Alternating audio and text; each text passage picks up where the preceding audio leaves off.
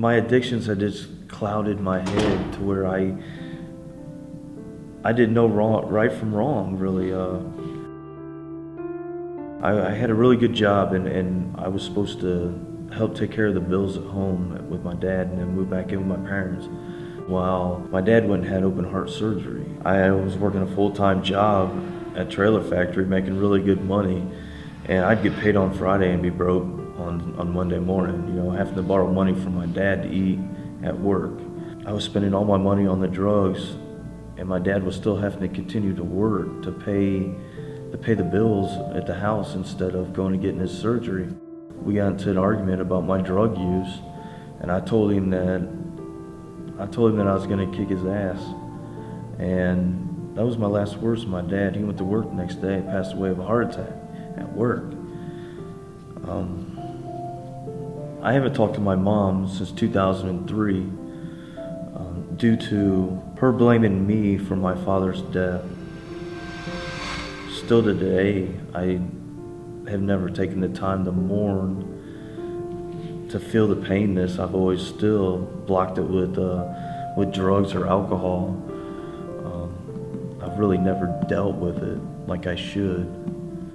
I was working at a job site and the police showed up there, arrested me for 2 warrants, one for child support, one for a probation violation. I believe that I landed here this time because I was very close to dying. I was about 12 hours from injecting methamphetamine using needles, something I've never done, but I could never get high as I wanted to. I was not living healthy. I wasn't eating like I should. I wasn't drinking like I should.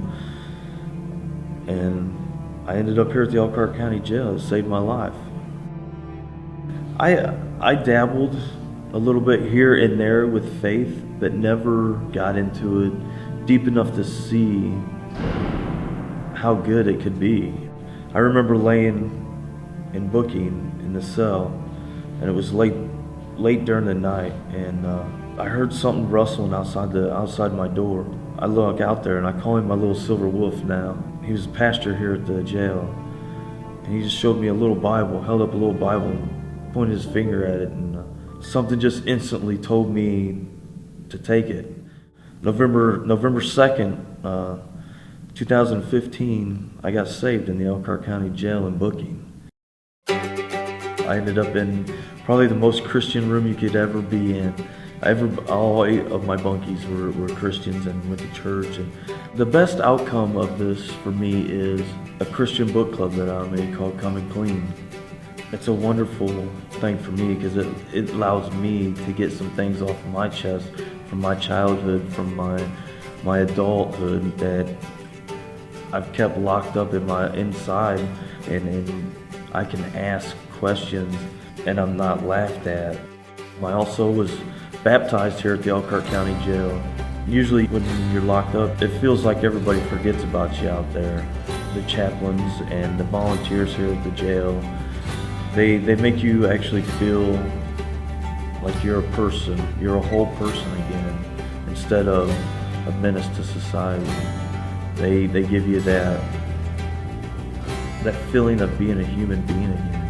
I no longer live to get high anymore. I live to teach my kids a better life, to teach my kids about God.